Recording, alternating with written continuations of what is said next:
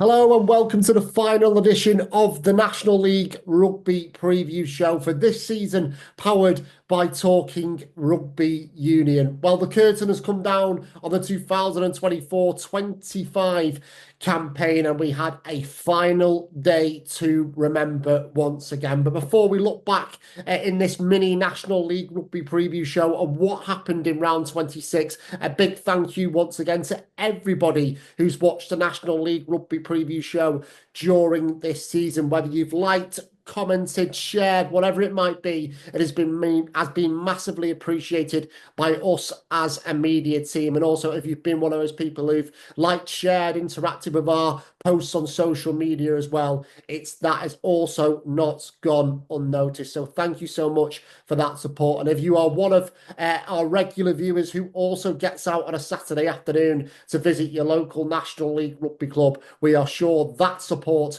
is definitely appreciated as well. So it's been a fantastic season to cover once again, and we certainly had a final day to boot. Just before we go on to that as well, big thanks to both Otley and Cinderford, who are our feature clubs in round 25. Great to have them on the show. And also big thanks to both Billingham and Clifton, who helped to give us a flavour of what to expect on what was a very interesting final day of the season. And to reflect on what happened in round 26 for the final time this season, let's start in National 1, where the microscope was on the relegation battle.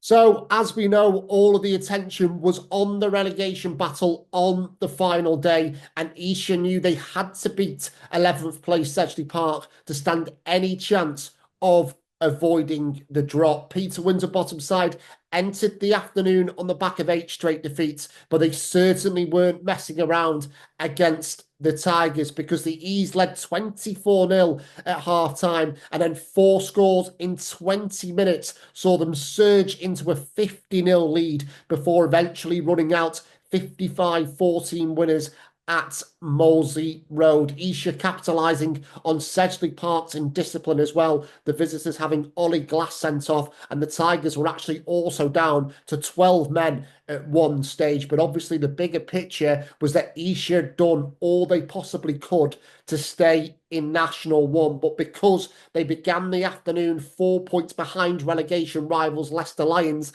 they needed the Lions to slip up at home against 9th placed Bishop Stortford. However, scores either side of half-time from Luke Boucher and Jamal Hamilton set the platform for Leicester Lions to claim a 4th win from their last 6 games. And despite Bishop Stortford failing to go away in this one, Gareth Collins' troops were eventually able to shrug them off and see out a 38-29 win at Wesley Park, meaning the East Midlands outfit have survived on the final day for the 2nd year in a row. So just to confirm then, that Darlington Moden Park and Esher have been relegated from National 1 this season. Once again, the E's have come up to National 1 only to go straight back down, but a heap of injuries they've experienced this year, combined with a bit of inconsistency as well, hasn't helped their cause. But we are sure they will come back stronger in 2025-26. Elsewhere, Dean's Crusaders ended their maiden National 1 campaign in 10th after a 47-26 home defeat to Birmingham Moseley, and that result for Moseley actually lifted them into the top half of the table, with a brace from Ollie Steadman and a try from Aquil Smith really laying the foundations in this one for Adam Balding's side. Elsewhere, Rams ended the campaign strongly and finished 5th following a 54-24 success away at Darlington Moden Park. Plymouth Albion, certainly a team to keep an eye on next season. They claimed the top 4 spot with a 46-26 win over Sale FC.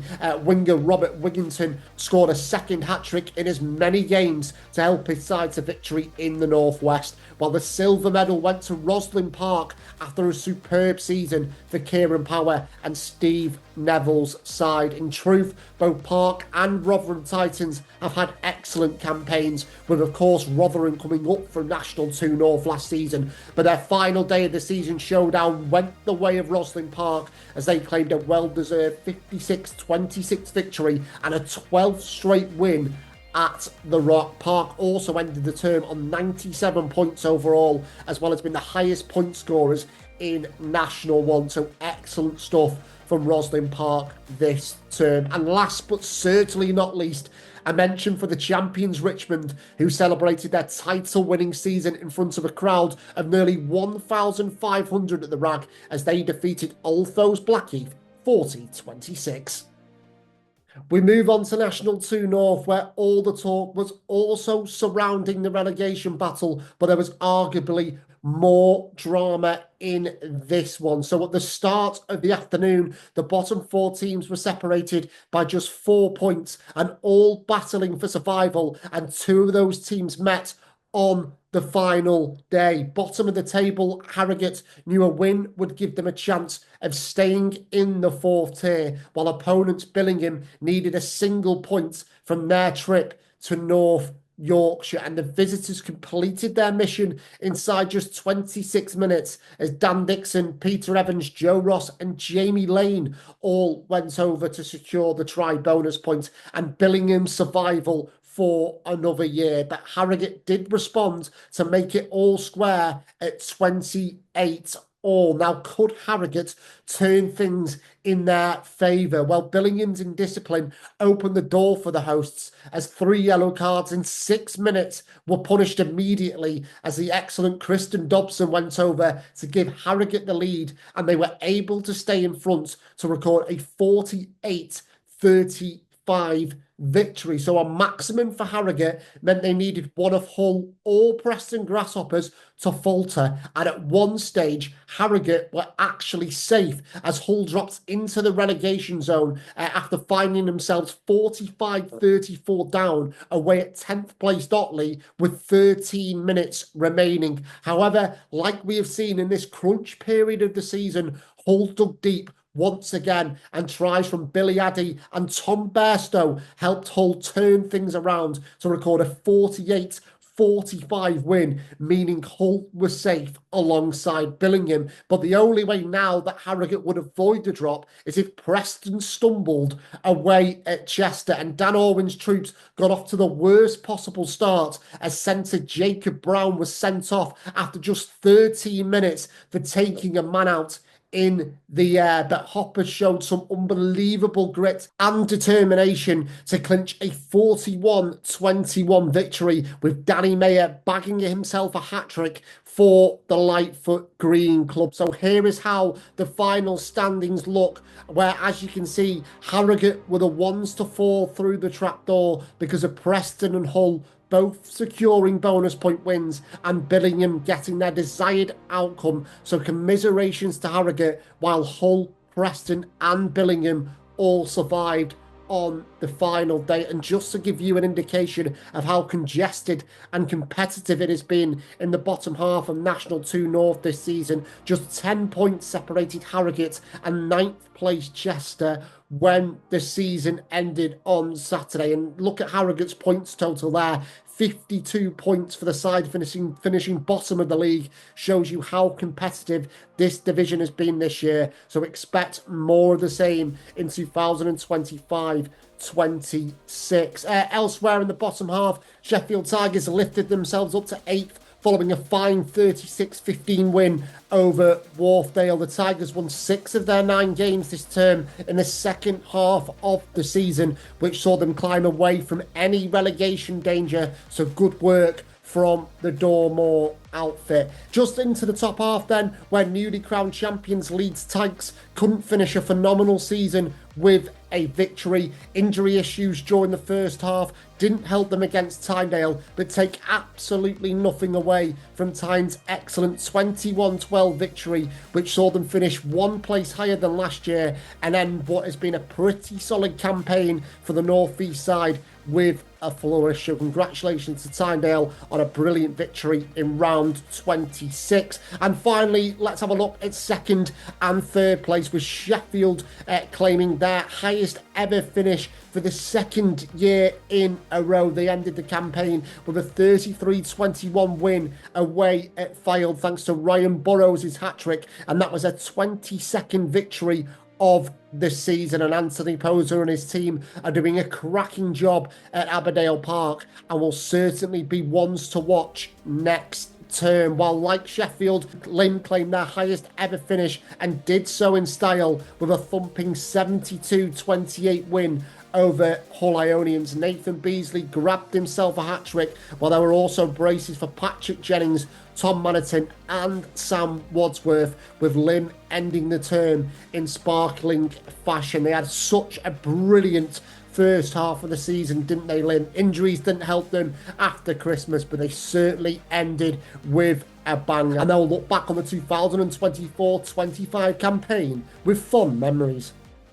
International 2 East, where promotion and relegation was all tied up going into the final day. So let's run through some of the highlights from round 26. And it was an afternoon for try-scoring hookers, with Henley's Ivor Langley burrowing over for a hat-trick and a strong 45-26 win over Old Albanian, while Owen O'Donoghue scored 4 tries in Canterbury's 50-33 success away at Colchester, a 5th straight win to sign off an excellent season for Matt Corker and Taff Williams men. But the headlines arguably belong to Guernsey winger Anthony Armstrong, as he scored 6 tries in a thumping 71-24 away win at Worthing, as Jordan Reynolds' troops finished 7th in the standings. And elsewhere, Dorking claimed the runners-up spot after a storming 41-19 win over newly crowned champions Tunbridge Julians. Armand Roos side were down to 14 men after Harry Elbro was sent off after just 14 minutes, but the score was 7-7 at the break before 5 tries in a 17-minute flurry from Finn Osborne, Toby McRae, Tom Bloomer and Tom Howe saw Dorking claim the silver medal position in National 2 East, and they recorded their highest ever points total at this level, while despite this defeat for Tunbridge Julians, they were still able to celebrate lifting the league title in Surrey. So certainly a good way for the top 2 sides to end this campaign. So for the final time in 2024-25, let's have a look at the league standings, where, as we mentioned, Dorking claimed second spot, and they may well look to have a tilt at the title next year after another really strong campaign, while full credit must go to Westcombe Park for finishing 5th. Westcombe Park taking further strides forward at this level after an entertaining 50-38 win away at 9th place Bury St Edmunds secured them that top 5 finish. But the club did announce on Monday that boss David Marshall, along with assistant coach Andy Pratt, will be leaving the club. So we'll have to see what occurs at Goddington Dean over the summer. And further down the standings, there was also a highest ever finish for Sevenoaks, as a 33-26 win over Havant saw Adam Bowman's side lock down 10th spot. And a shout out to both Havant and Oxford Harlequins as well. 2 of the sides promoted into National 2 last year will once again be playing in this division in 25-26. And our final thoughts on the 2024-25 campaign, of course, come in National 2 West, where Clifton New victory at a vibrant Station Road against Exeter University would see them become champions. Now, Matt Salter and Luke Cousins' side began the afternoon 3 points clear of promotion rivals Camborne, having won their last 8 games, and the Lavender and Blacks were able to complete the job and write a new chapter in their 150th 23-year history. But Exeter did start this one brightly with a converted try and penalty from fly half Freddie Hurst, keeping the visitors in touch as Clifton led 12-10. But the champions-elect scored tries either side of the break via Niall Gibbons and Jake Holcomb to give them some breathing room. Exeter did respond again, but Clifton pulled clear, scoring on 3 more occasions to ultimately seal a 48-22 victory and the National 2 West title in the process. After losing to Hinckley in round 5, Clifton went on to win 20 out of 21 matches.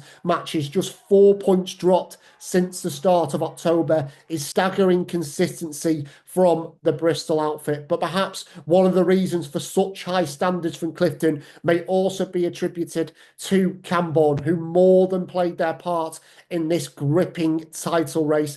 Both Clifton and Camborne have been absolutely superb this season, but successive away defeats for Camborne against Luctonians and against Clifton proved to be the undoing for Steve Larkins' side, who knew they had to beat Macclesfield away from home on the final day of the season to stand any chance of swooping in to claim the league crown. However, the Cherry and Whites fell to a 40-27 loss in Cheshire, and from Macclesfield's perspective, it was a brilliant way for them to bring the curtain down on what has been a very satisfactory season for the Blues in National 2 West. So confirmation then that Clifton are the champions and will be playing level 3 rugby next season for the first time in 30 years, while elsewhere Taunton landed 3rd spot as they edged out table rivals Loughborough Students 38-35 in a pulsating contest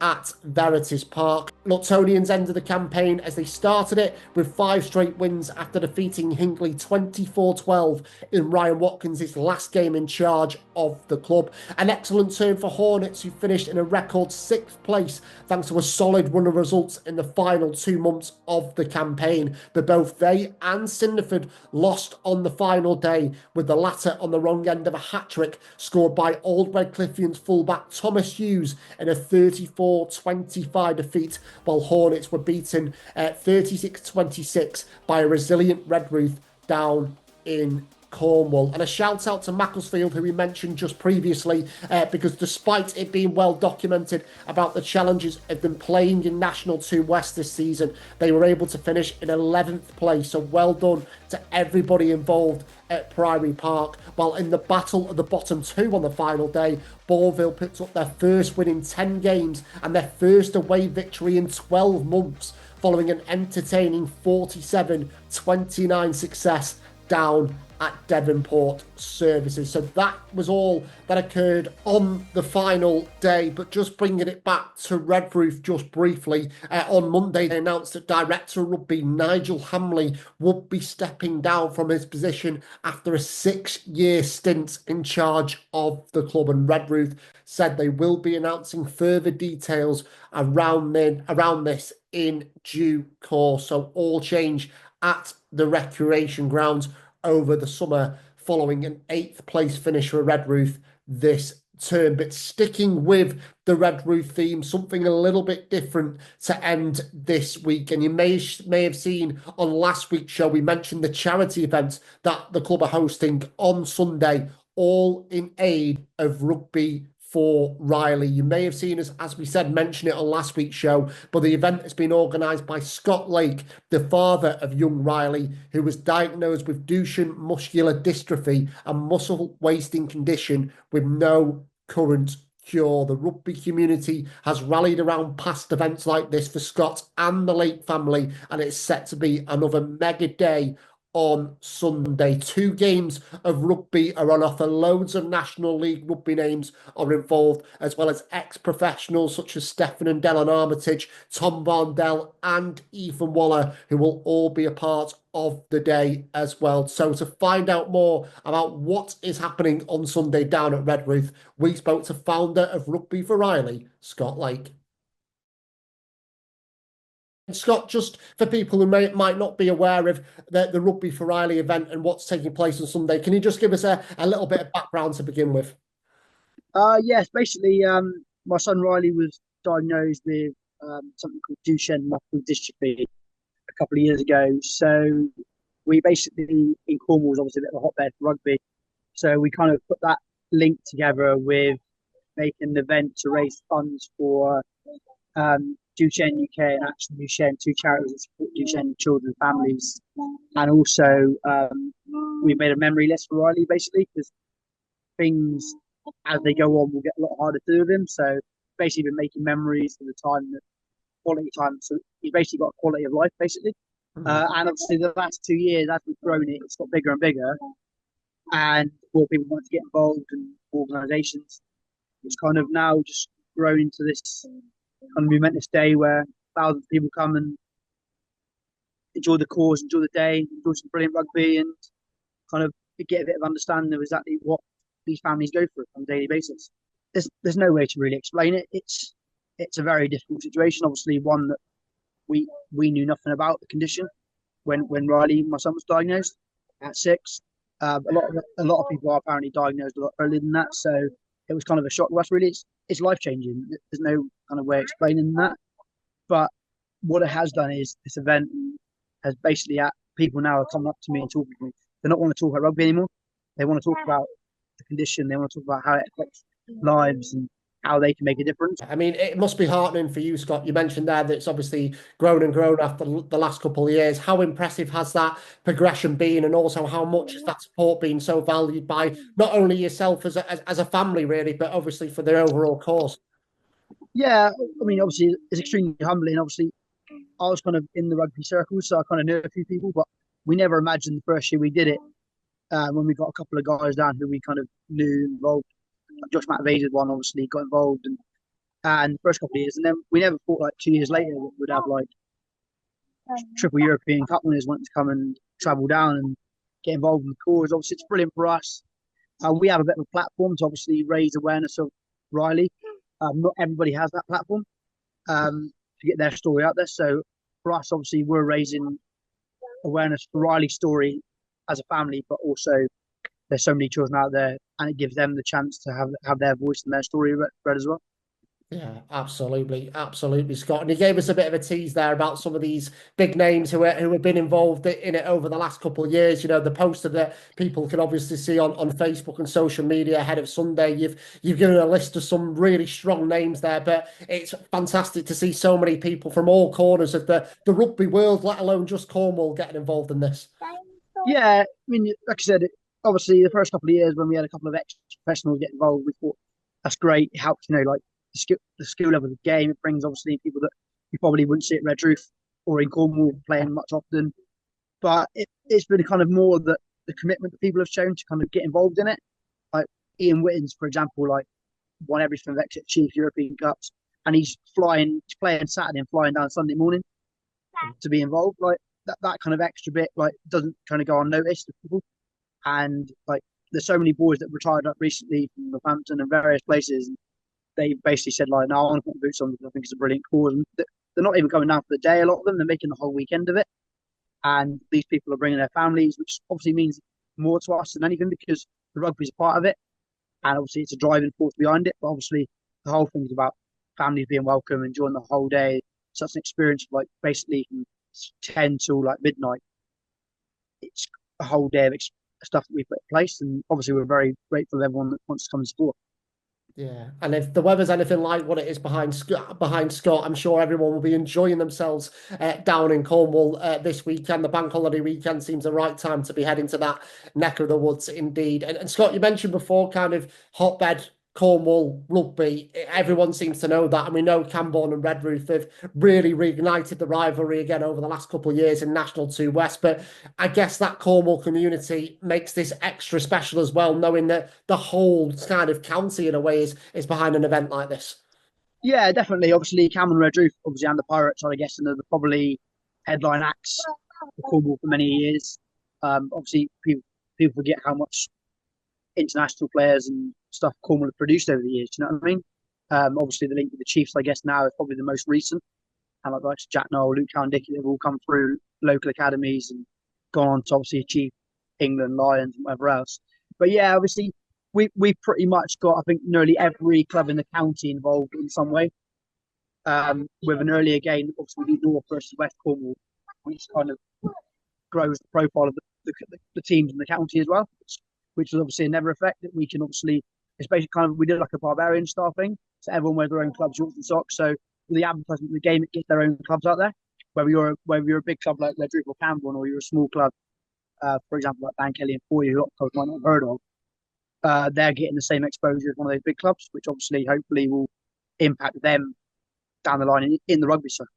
Yeah, definitely, Scott. We mentioned kind of some of the all-star names, if you like, there who might be at Northampton, like your Ethan Wallers. I know, obviously, Tom Marndell's involved as well, the Armitage Yep. brothers as well. But on this show, we like to hear about the National League Rugby guys who are involved. So who have Yep. you got kind of from the clubs in the region and across the leagues, really, who are taking the time out to enjoy the day and being part of such a special occasion as well? Well, obviously, firstly, we've got the two of the coaches that are obviously Nigel Hamley, director of Rugby at Redruth. Nigel's been involved for the last 3 years. Brilliant bloke, and just a great Cornish rugby man, really. And Ryan Lamb, obviously, Plymouth Albion had a brilliant season this year.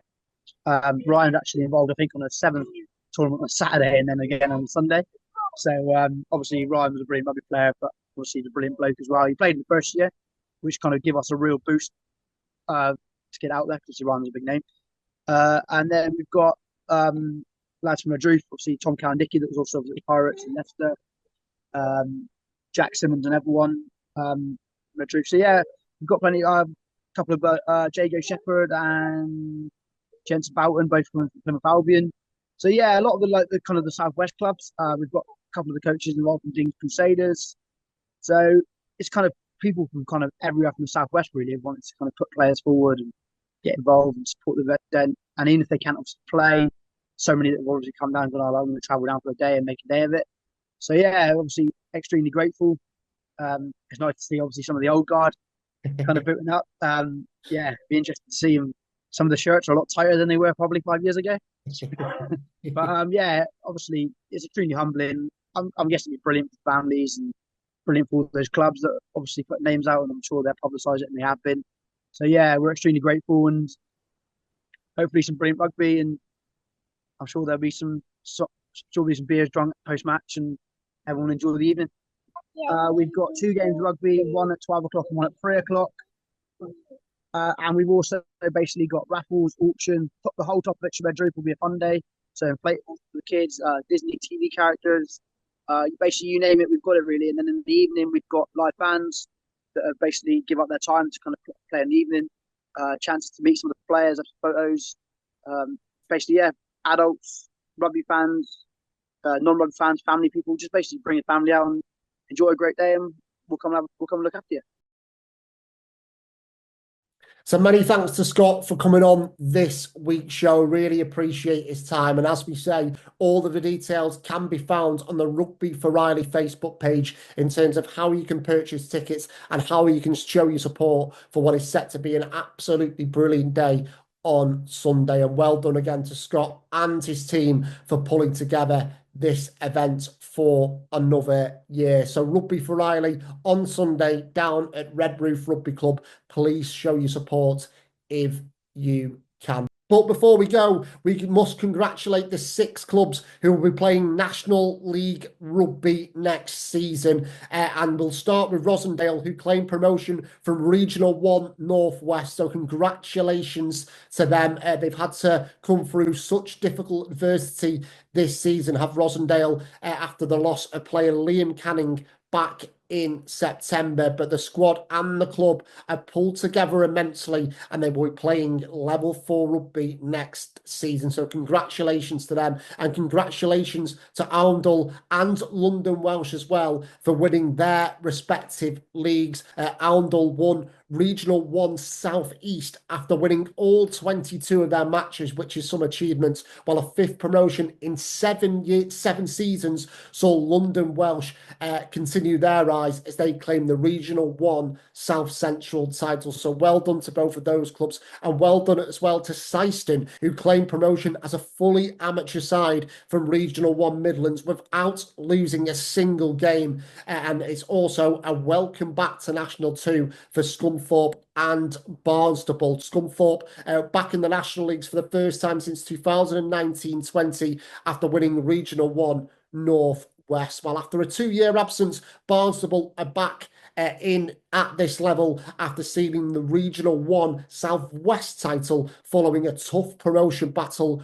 with Brixham. But well done to all 6 of those sides, and we're looking forward to seeing them in action in 2025-26. But for now, that is it for the 2024-25 season. As we said in the introduction to the show, we can't thank you enough for all the support you show National League Rugby this season, whether it's you've just been watching, liking and commenting on the National League Rugby preview show, or whether you've been out and about watching your local National League Rugby club this season. It is really, really appreciated and just helps to boost the level and the profile of National 1 and National 2. But we will leave you with some of our favourite tries from another brilliant National League Rugby season. And all there's left to say once again is thank you so, so much for your support, and make sure you have a great summer.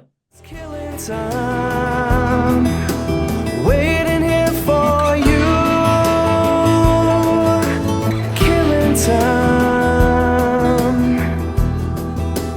waiting here for you.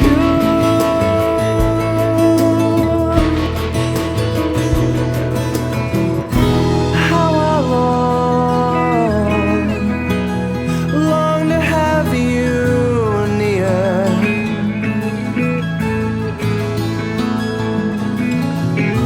How I long to have you here.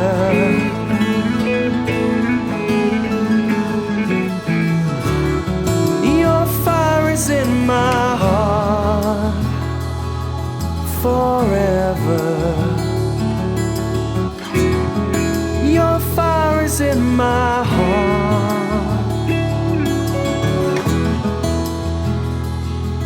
forever.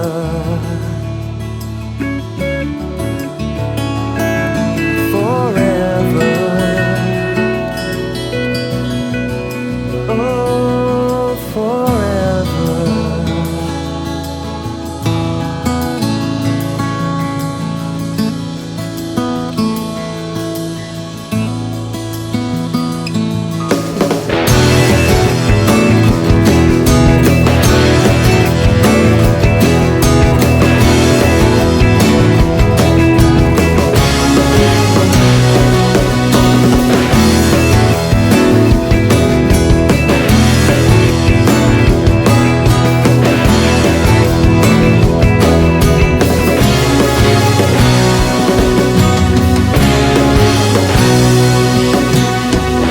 I wanna leave this town,